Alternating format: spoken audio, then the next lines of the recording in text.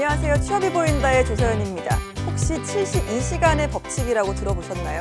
어떤 일을 할 때 72시간 안에 시작을 해야 그 일을 성공할 확률이 높다는 뜻인데요. 할 일을 뒤로 미루지 말라 이런 뜻이기도 합니다. 자, 취업 준비도 마찬가지가 아닐까 생각이 드는데요. 마음을 먹었다면 지금 바로 도전하시기 바랍니다. 오늘은 여성 취업 관련 정보들과 또 자격증 관련 정보 내용으로 여러분과 함께 하겠는데요. 잠시 후에 만나보시고요. 먼저 신세미 캐스터의 취업 정보 알려드림 먼저 만나보시죠.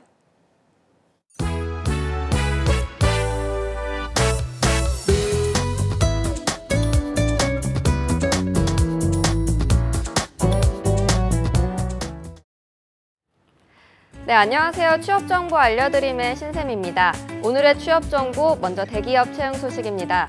지난달 29일부터 한국타이어에서 기업 문화 기획 및 운영 업무를 담당할 경력사원 채용을 진행하고 있습니다. 4년제 정규대학 졸업 및 전학년 평균 학점이 4.5 기준으로 3.0 이상 대상자, 그리고 동일 업무 5년 이상 경력자분들을 모집하고 있습니다. 경영학 또는 심리학 전공 및 중국어 능통자를 우대하고 있으며 더 자세한 사항은 채용 사이트를 확인하시기 바랍니다. 모집 기간은 4월 15일 자정까지입니다.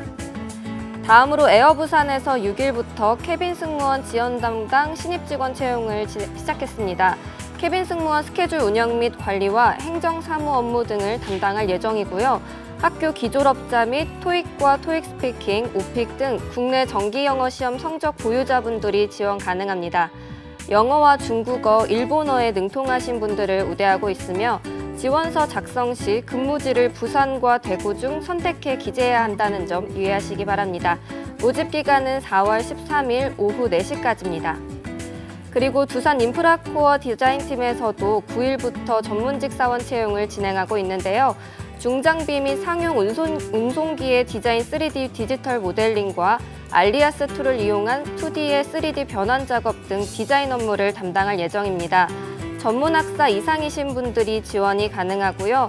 운송기기 디자인 3D 모델링 전공자와 운송기기 및 자동차 외부와 내부 디지털 모델링 4년 이상 경력자를 우대하고 있습니다. 모집 기간은 4월 22일 자정까지입니다. 채용 시 조기 마감이 될 수 있다는 점 유의하시기 바랍니다. 지금까지 취업 정보 알려드림의 신샘이었습니다.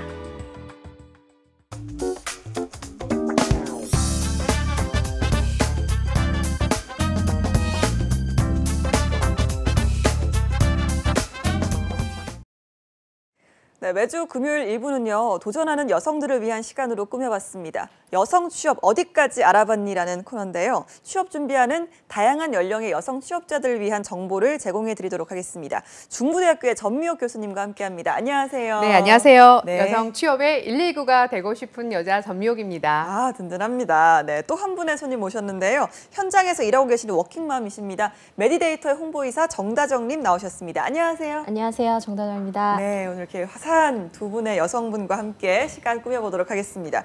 자, 오늘은 여성 구직자를 위해서 우리 전미호 교수님께서 어떤 내용을 준비를 하셨는지 궁금한데요. 한번 들어보도록 하겠습니다. 예, 오늘은요. 어부는 그물 손질을 게을리하지 않는다 이런 주제를 잡아봤어요. 네. 이 어부가 풍성한 수확을 올리기 위해서는 그물 손질을 정말 게을리하지 않고 계속 손질을 잘 해줘야 되거든요. 그렇죠. 그래서 이제 우리 여성분들도 사회 속에서 나의 커리어를 잘 펼쳐가고 또 이제 직업 세계를 멋지게 만들고 싶은 분들을 위해서 이 그 대인관계의 망을 어떻게 정말 촘촘하게 잘 만들어갈까.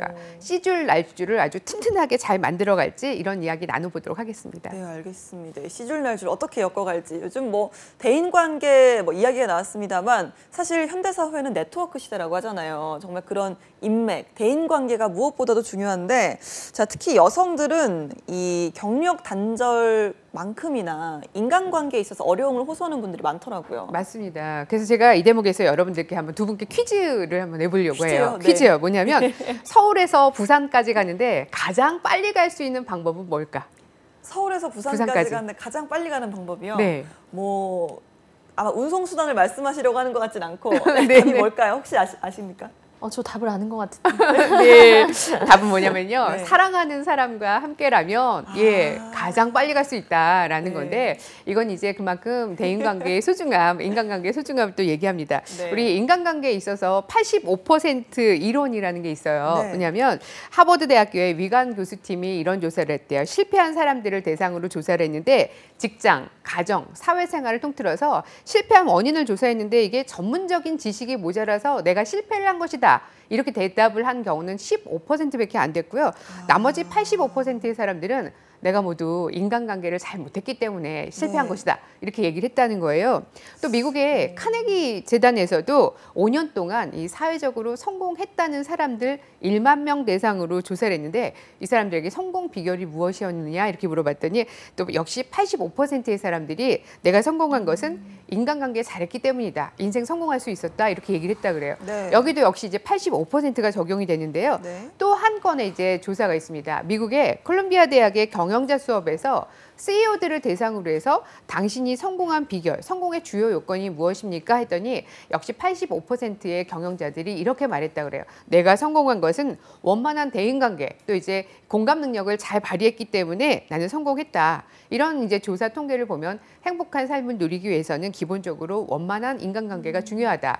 특히 이제 우리 여성분들 같은 경우에는 아까도 말씀하셨지만 인간관계, 내가 끈이 없는 것 같다. 이런 이제 말씀을 또 많이 하시는데 그래서 인간관계의 소중함을 다시 한번 되짚어보는 그런 올 봄 되셨으면 합니다. 네, 그렇군요. 정말 뭐 3번이나 이렇게 85% 이론이 나오니까 또 죄다 유명한 대학에서 이렇게 이런 이론을 발표했다고 하니까 귀가 더 솔깃해지는 것 같습니다.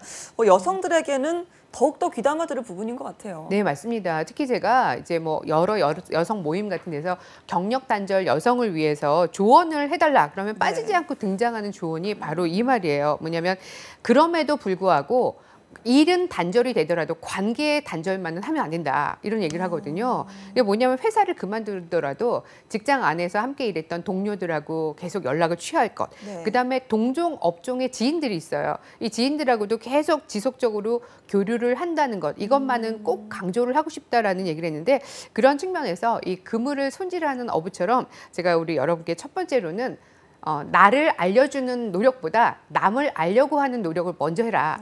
이 조언을 좀 드리고 싶어요. 그러니까 내 관점이 아니라 남의 관점. 예를 들어서 내가 우리 이제 그 정다정님께서 홍보 직무를 갖고 계시니까 홍보 일을 하고 싶어요. 그럼 이제 이 사람을 만날 때 내가 홍보에 적합한 사람이라는 걸 어떻게 알릴까? 그러기 위해서 막 나에 대해서 홍보할 것을 많이 생각을 하거든요. 근데 그거보다는 내가 만나는 상대방이 어떤 생각을 가지고 있고 그래서 그 사람은 어떤 경력 커리어를 가지고 있는지 이런 측면에서 나보다는 남을 어쨌든 간에 이제 알려고 하는 노력을 먼저 해라. 그러다 보면 이제 만남을 가지기 전에도 그 사람에 대해서 그 사람 하고 있는 일에 대해서 좀 깊은 이해를 할 수도 있고 또 그다음에 이제 뭐 아주 작고 사소한 감동적인 이벤트 같은 것도 또 해볼 수 있는 거죠. 그래서 남을 알려는 노력을 먼저 해라라는 말씀 좀 드리고 싶습니다. 보통 뭐 우리가 친구와 대화를 할 때도 내 얘기만 계속하는 친구는 사실 다시 보기가 싫거든요. 그렇죠. 근데 이제 남의 얘기를 잘 들어주고 또 나를 궁금해해주고 이런 사람들 만났을 때 참 마음이 편해지고 또 보고 싶고 이런 생각을 하게 되는데 역시나 남을 아는 노력을 일단 나를 알리는 노력부터 우선해야 한다 이런 말씀이시죠? 남을 아는 이제 나를 잘 보이려고 노력하는 일이 아니라 상대방을 먼저 알려고 하고 상대방을 알려고 노력하는 일을 우선순위에 두자라는 말씀을 드려요. 그러니까 무엇보다도 내 관점이 아니라 상대방의 관점에서 보도록 노력을 해야 되는데 저는 우선 나를 알리고 싶다면 그를 먼저 파악하는 거. 그래서 늘 조언을 많이 하는 게 이런 부분입니다. 그를 만나기 100m 전에 그에게 어떤 질문을 할까? 질문거리를 한 3개 정도를 만들고 만나라. 그렇다면 이제 더더군다나 내 편으로 만들 수도 있고 또 질문을 하다 보면 내가 한 질문이기 때문에 적극적으로 리액션, 그러니까 뭐 고개를 끄덕끄덕인다, 그러니까 공감할 수 있는 말과 얼굴 표정을 할 수 있어요. 그러면 또 상대방을 내 편으로 확 끌어당길 수 있게 되겠죠.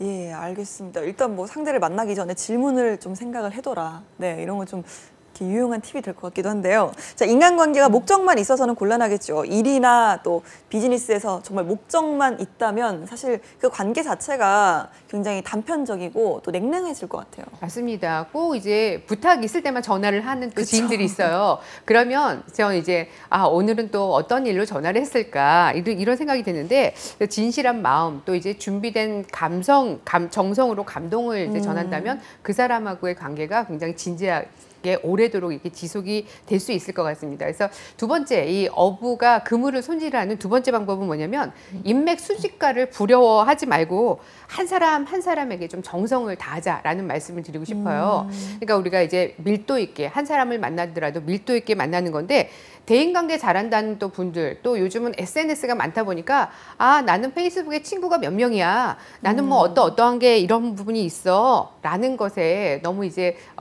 나는 근데 뭐 페이스북엔 친구도 없고 이렇게 생각하지 마시고 사람마다 스타일이 다 다르기 때문에 어떻게 진정성 있게 이 관계를 만들어 갈 것인가 라는 부분을 생각을 하셨으면 합니다. 네. 특히 이 옥스포드 대학의 진화 생물학 교수인 로빈 덤바 교수의 덤바의 법칙이라는 게 있어요. 이게 뭐냐면 이 제대로 사귈 수 있는 친구의 숫자가 최대 150명이라는 거예요. 그러니까 이제 이분의 조사에 의하면 부족 사회의 평균 구성원들은 한 150명 정도가 되고 영국에서 가족들에게 크리스마스 카드를 보낼 때도 이 숫자가 한 150명 정도가 된다는 거예요. 그래서 대략적으로 이제 150명의 숫자가 나랑 친해질 수 있는 숫자라고 하는데 이걸 또 3배수의 법칙이라는 걸 또 연계를 또 했더라고요. 뭐냐면 내가 곤란한 상황이 생겼을 때 그럴 때 이제 이 도움을 청하는 진짜 친구가 몇 명이냐라고 했을 때 5명이라는 거예요.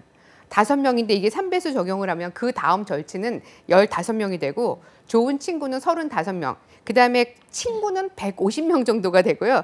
그래서 이제 아는 사람은 500명, 이게 알 것도 같은 사람 1,500명 이렇게 3배수의 법칙이 되는데 결국은 중요한 건 내 주변에 있는 5명의 사람들에게 잘하기.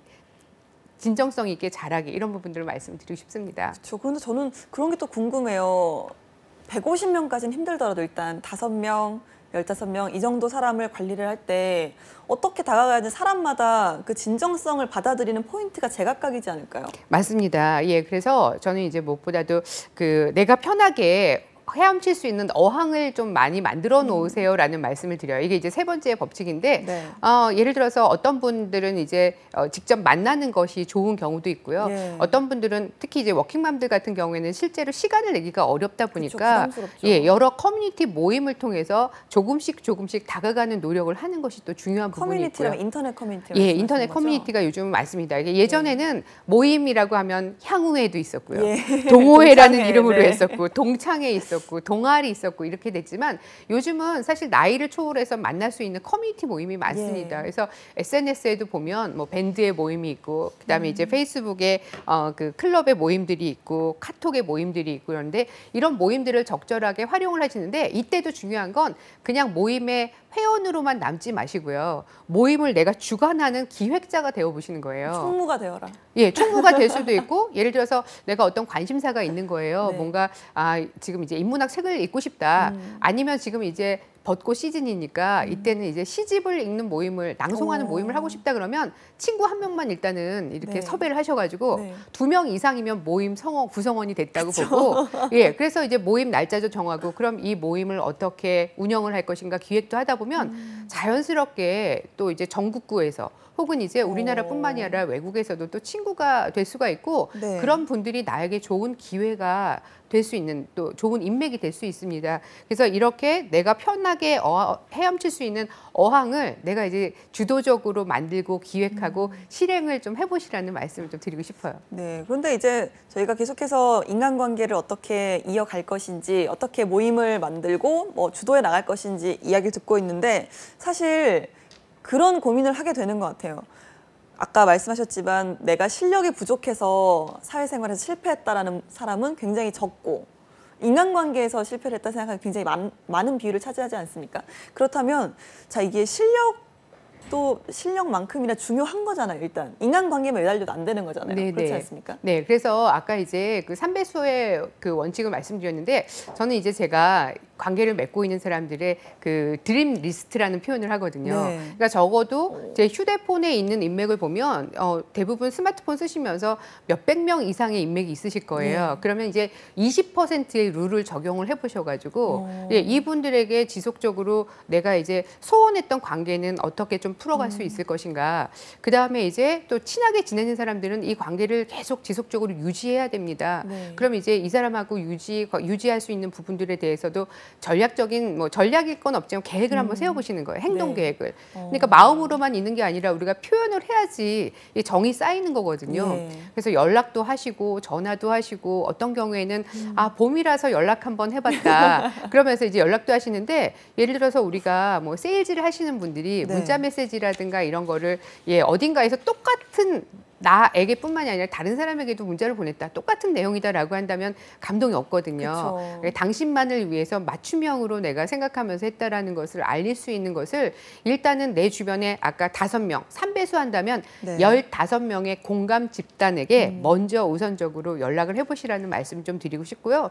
저도 뭐 여성 모임이 또 굉장히 많이 있어요. 네. 그래서 이제 여성 여러 모임 중에서도 이제 그 여자 연구소라고 2012년부터 제가 운영하고 있는 모임이 있는데 네. 매달 모임을 가지고 벌써 이제 한 70회 가까이 모임을 갖게 네. 됐어요. 그래서 올해부터는 봉사하고 같이 연계를 해서 이 모임을 하고 있는데 서로 꾸준히 이렇게 만나다 보니까 서로 성장하고 있다는 그 느낌이 굉장히 좋았거든요. 네. 그래서 어쨌든 간에 이 모임의 기획자가 되고 그러면서 조금씩 나를 알리는 노력을 해보시면 어떨까 해요. 네, 교수님 말씀 들으니까 저도 당장 밖으로 나가서 인간관계를 다시 만들어야 되지 않을까 생각이 들고 뭐 3배수, 네, 20% 숫자를 또 많이 말씀을 해주셔서 네. 네, 제가 새겨 듣도록 하겠습니다. 자, 오늘 스튜디오에 아까 잠깐 소개를 드렸습니다만 또 한 분의 손님이 나와 계시죠. 현장에서 일하고 계시는 워킹맘 정다정님 나오셨습니다. 자, 실제로 워킹맘이라고 하셨는데 네. 이 육아와 업무를 병행하는 게 정말 힘드실 것 같아요. 어떻습니까? 쉽지 않고요. 네. 저도 실제로 10살이랑 6살짜리 아이 둘을 키우고 있거든요. 네. 근데 회사에서는 열심히 일을 하고 또 집에 와서는 또 아이들을 돌보고 숙제를 해주다 보면 그러니까 하루가 저의 하루가 아니고 그냥 이렇게 지나가는 경우가 많습니다. 네. 업무와 아이를 위해서만 네. 할애를 하시느라 그렇죠. 정말 정신이 없으실 것 같습니다. 자, 보통 그럼 이제 전미호 교수님께서 아까 여성들의 인맥 네트워킹이 중요하다라고 말씀하셨는데 어떠셨어요? 공감하시나요? 네, 굉장히 공감을 하고요. 실제로 이제 워킹맘 같은 경우는 이렇게 싱글이나 뭐 남자분들처럼 전적으로 네트워킹 자체에 투자할 수 있는 시간은 없는 편이에요. 네. 그래서 저 같은 경우는 저만의 네트워크. 그래서 제가 일을 하거나 뭐 업무나 뭐 이런 데서 만나는 분들을 한 분 한 분에게 소중하게 대하려고 노력을 하고요. 그러니까 인간관계를 무작정 넓히는 것보다 내가 갖고 있는 인간관계에 최선을 다하고 집중하려고 노력하는 편입니다. 그렇군요. 여기에 대해서 또 교수님께서도 해주실 말씀 있으시다고. 그래서 계속적으로 집중한다는 건 결국은 이제 우리가 인간관계를 할 때 기브 앤 테이크이라는 뭐 흔한 표현이 있는데 저는 늘 기브 앤 기브다. 그러니까 주고 내가 이거 줬으니까 당신은 뭐를 줘라 이렇게 하는 것이 아니라 그냥 기브 앤 기브 주고 네. 또 주고 이렇게 생각을 해서 나를 저 사람은 이제 나에 대해서 관심이 많고 도움을 줄 수 있는 사람으로 기억을 하고 있다면 네. 아마도 언제든지 이제 뭐 그 이후의 관계 내가 커리어가 단절됐을 때도 이 사람은 이런 일을 잘했어라고 하면서 연락을 하고 또 좋은 기회의 끈을 또 커넥팅이 될 수 있다고 생각을 합니다. 말씀을 들어보니까 두 분 다 어떤 인연이 주어졌을 때 그 인연을 참 소중히 하시려고 하시는 분들 같은데 그래서일까요? 이렇게 워킹맘으로서 홍보이사라는 자리까지 올라가시는 게 정말 쉬운 일이 아니셨을 것 같은데 어땠습니까? 네, 저는 감사하게도 주변에서 도움을 많이 주셨는데요. 네. 시어머니를 비롯해서 뭐 저희 신랑이라든가 육아와 일을 병행할 수 있도록 많은 도움을 받았습니다. 네. 근데 제 장점이라면 일을 할 때는 되게 워킹맘들이 회사에서는 아이 생각을 하고 또 집에서는 또 회사 생각을 하고 맞아요. 이러면서 좀 중심을 못 잡는 경우가 많이 네. 있거든요. 근데 저 같은 경우는 좀 집중을 해서 일을 할 때는 일에 굉장히 포커스를 하고 또 집에서 아이들과 있을 때는 일보다는 아이의 이 순간, 아이와 같이 노는 순간에 대해서 집중하려고 굉장히 노력을 많이 하는 편이고요.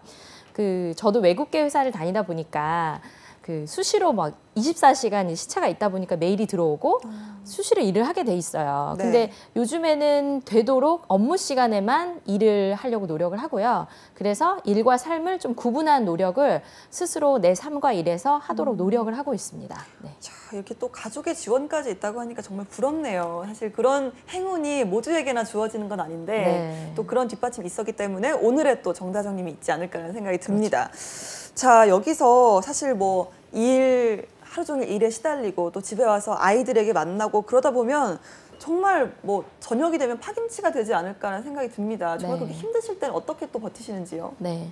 저는 다행스럽게 지금 다니고 있는 회사가 요즘에 워라벨이라고 하죠. 네. 워크 앤 라이프 밸런스를 굉장히 중시하는 회사이기 때문에 일주일에 하루 정도 집에서 일하는 기회가 있어요. 네. 그래서 저는 그런 기회를 잘 이용하는 편이고요.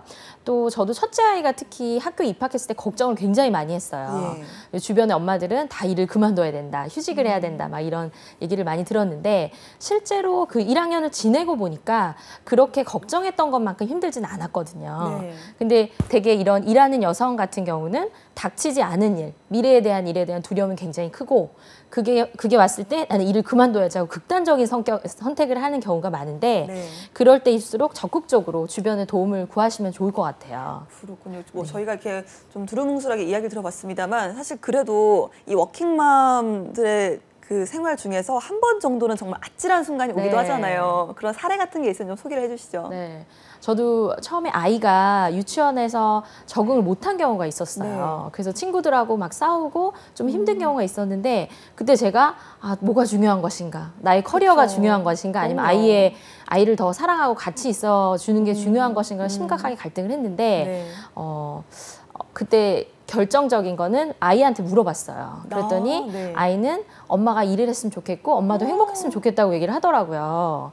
그래서 그런 중요한 선택의 순간에 누구의 말을 들을 것인가를 생각해보고 네. 내가 남들의 이목이 더 중요한 게 아니라 내가 중요하게 생긴 우리 아이, 내가 중요하게 생각하는 우리 일에서의 상사 여러 말을 들을 수는 있지만 네. 가장 중요한 사람의 피드백을 듣고 참고하는 것도 굉장히 도움이 되는 것 같습니다. 네. 또 하나는 주변에 저뿐 아니라 워킹맘들이 굉장히 많으시거든요.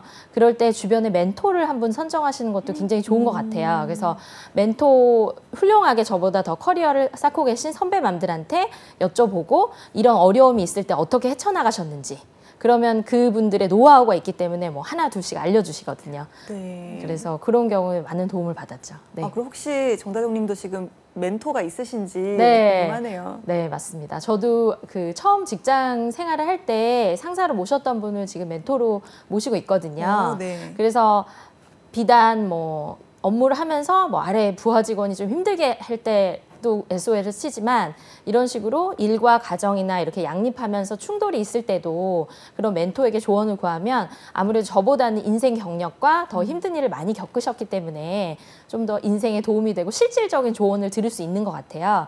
그래서 이런 멘토를 한 분이 아니라 2명, 3명까지도 만들어 놓는 것도 굉장히 좋은 것 같습니다. 저는 개인적으로 해서 네. 멘토도 있지만 개인의 무슨 회사에 가면 위원회가 있거든요. 네. 있는 것처럼 그런 위원회를 한번 만들어 보셨으면 해요.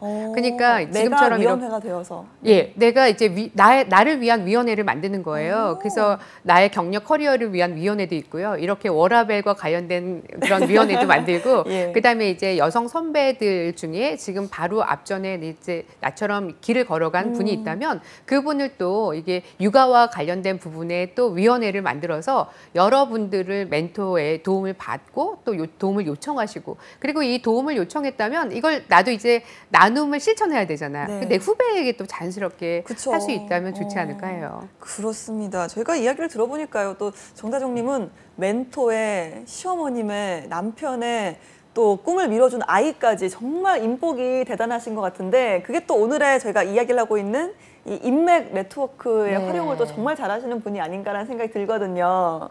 자, 그렇다면 또 한 가지 질문을 드리겠는데 이 워킹맘으로 일을 할 때 참 힘든 게 회사에 어떤 눈총 같은 게 있다고 들었거든요. 보이지 않는 어떤 유리천장이라고도 하지만 네. 그 아이를 가진 여자 직원에 대한 어떤 서름 같은 것도 분명히 겪는다라는 걸 저희가 종종 접하는데 네. 어떠신가요? 저 같은 경우는 다행히 외국계 회사를 많이 다닌 편이어서 그렇게 뭐 여성으로서의 차별은 없었지만 기본적으로 둘째 아이를 낳고 이제 출산휴가를 3개월 정도 썼거든요. 네. 근데 제가 해야 되는 업무와 이런 것들이 겹쳐가지고 주변에서 강요하진 않았지만 제가 출산 휴가 중에도 출장을 다녀왔어요. 그래서 아무래도 그런 마음이 생기는 것 같아요. 일이랑 육아가 있을 때 둘 다 놓치지 않고 다 잘하고 싶은 마음.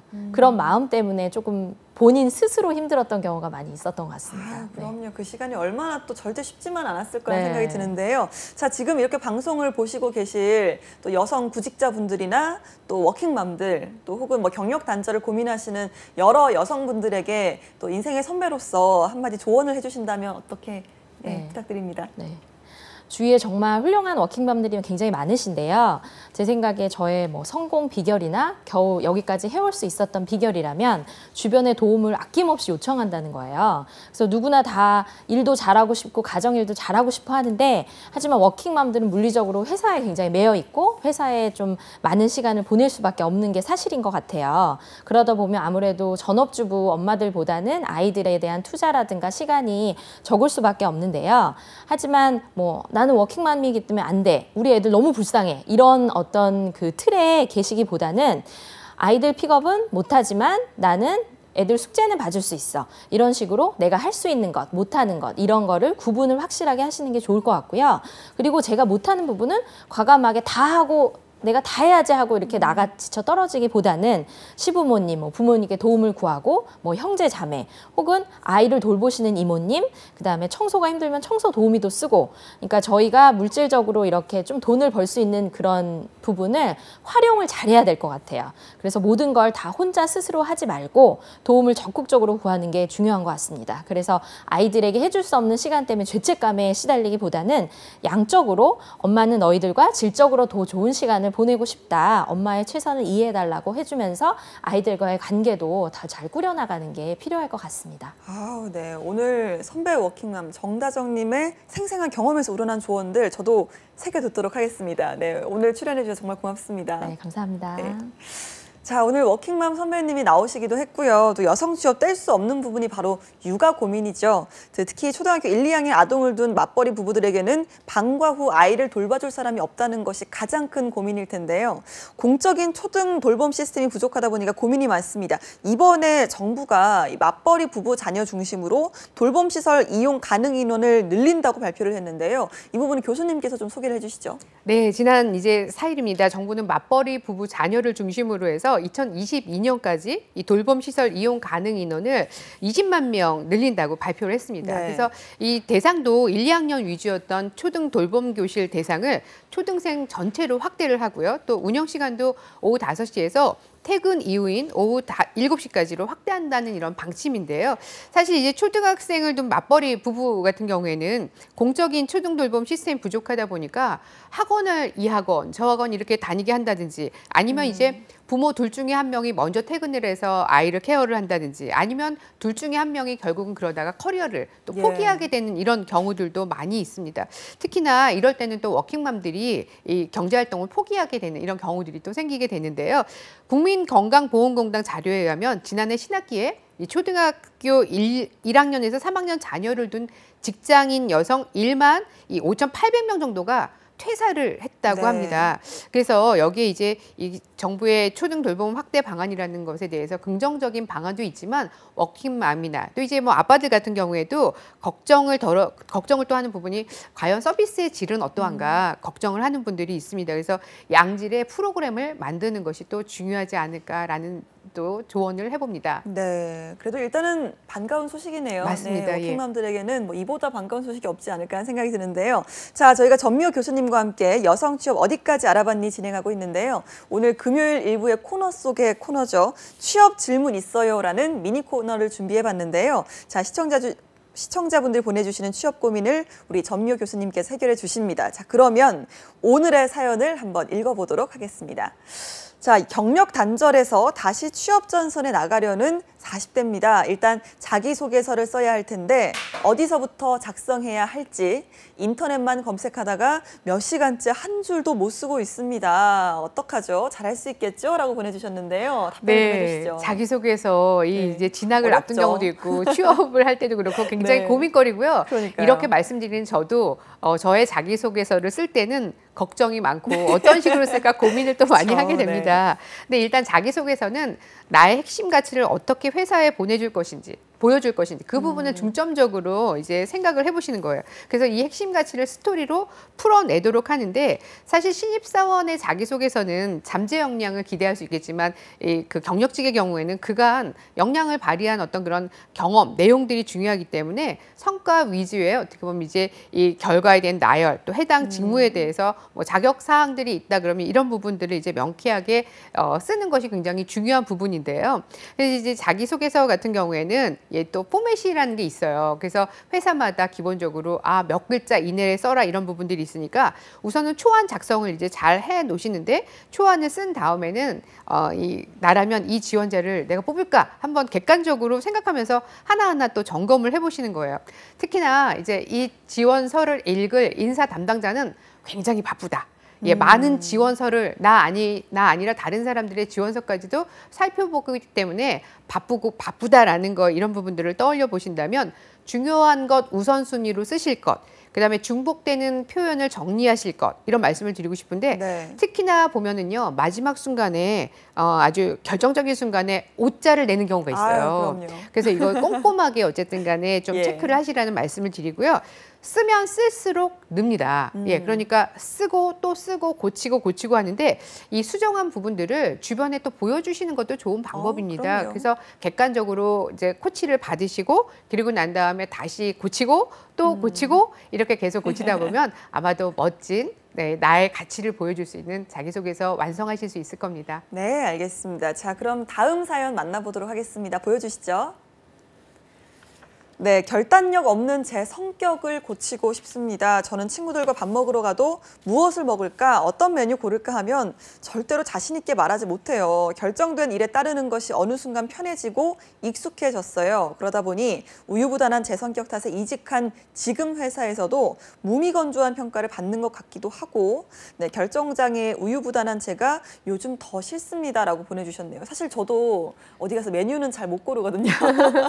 어떻게 해야 될까요? 결정 장애라는 표현을 또 맞아요. 많이 하는데 거기다가 이제 학생들 같은 경우에도 뭐 대학생이 되어서도 또 이제 취업이 되어서도 엄마한테 물어볼게요 이런 경우들도 많이 있습니다. 그래서 그런데 이제 너무 걱정하지 마세요. 왜냐하면 동전에 이 앞뒷면이 있는 것처럼 성격에도 장단점이 있는 거거든요. 그래서 내가 선택을 분명하게 지금 잘 했다고 해도 사실 이게 모두 옳은 선택이거나 아니면 최선의 선택을 뭐 하는 것도 아니기 때문에 또 불안해하지 않으셔도 됩니다. 다만 나만의 기준을 한번은 좀 이번 기회에 정리를 좀 해보시는 거예요. 그러니까 예를 들어서 뭐 어떤 선택을 해야 된다고 할 때 이거를 하루, 이틀, 3일 이렇게 끌 것이 아니라 네. 오늘 안에 무조건 결정을 한다. 이런 이제 원칙. 그다음에 뭐 아까 이제 짜장면을 먹을까, 짬뽕을 먹을까 이럴 때도 내가 먼저 가장 먼저 말한 사람의 의견에 만약에 그렇다면 의견에 표를 주겠다. 뭐 이런 거. 그다음에 이제 또 모를 경우가 있어요. 모르는 상태로 계속 놔두다가 또 큰 악순환이 또 올 수 있습니다. 그래서 모르는 것은 반드시 그때그때 물어본다. 또 내가 선택한 것에 대해서는 일단 선택한 거니까 나의 선택. 그래서 이거는 후회하지 않는다. 이렇게 이거 나만의 중요하죠. 기준. 네. 기준을 이렇게 만들어서 하면 결단하기가 한결 좀 손쉬워지실 겁니다. 네. 또 하나의 팁은요. 혹시 내가 무조건적으로 예스 알겠습니다. 이렇게 하는 건 아닌지도 좀 돌아보실 필요가 있어요. 내 마음을 돌본다는 측면에서 생각할 때는 이것도 무조건적으로 좋은 건 아니거든요. 그래서 때로는 내가 만약에 아니라면 아니요라고 말할 수 있는 이 용기를 가지시는 것도 중요합니다. 그래서 꼭 하고 싶은 말인데 상대방이 기분 나쁠까 봐 혹시 주저하고 계시다면 사실 이제 뭐 예의를 갖춰서 말을 네, 한다면 예. 상대방도 충분히 이제 받아들일 수 있을 겁니다. 그래서 예의를 갖춰서 이제 용기 있게 말할 수 있는 방법 이것도 한 번씩은 상상을 해보시라는 말씀 드리고 싶고요. 뭐 이렇게 여러 번 여러 차례에 걸쳐서 기준을 정하고 상상을 하면서 때로는 잠깐의 연습도 하신다면 커뮤니케이션 스트레스 풀어나가실 수 있을 겁니다. 네, 알겠습니다. 좀 고민이 해결되셨는지 모르겠어요. 네, 저희가 두 분 이렇게 답을 좀 드렸고요. 자, 마지막으로 또 여성 구직자들을 위한 멘토로서 전 교수님께서 한마디 해주신다면 어떤 말씀 해주시겠습니까? 네, 그럼 저는 뭐 무엇보다도 이제 자신감을 가져라라는 말씀을 드리고 싶어요. 그래서 워킹맘 여러분들도 특히나 이제 초등학교 돌봄과 관련지어서 내가 지금 이 대목에 1, 2학년 저학년일 때 육아휴직을 할 것인가 고민을 하시고 그러는데 다른 무엇보다도 나에 대한 자신감, 자존감을 가지라는 말씀을 드리고 싶고 그러기 위해서 이 봄에 나를 위한 고독한 시간, 나 혼자만을 위한 시간을 한번 꼭 1시간이라도 일주일에 1시간이라도 가지시라는 조언을 드립니다. 네, 고맙습니다. 오늘 저희가 이렇게 전미옥 교수님 그리고 정다정님과 함께 여성 취업 어디까지 알아봤니 시간 함께 했는데요. 오늘 좋은 말씀 해주셔서 고맙습니다. 네, 고맙습니다. 네, 저희는 1부는 여기까지 마무리 짓도록 하고요. 잠시 후에 2부로 돌아오도록 하겠습니다. 어디 가지 마시고요. 채널 고정!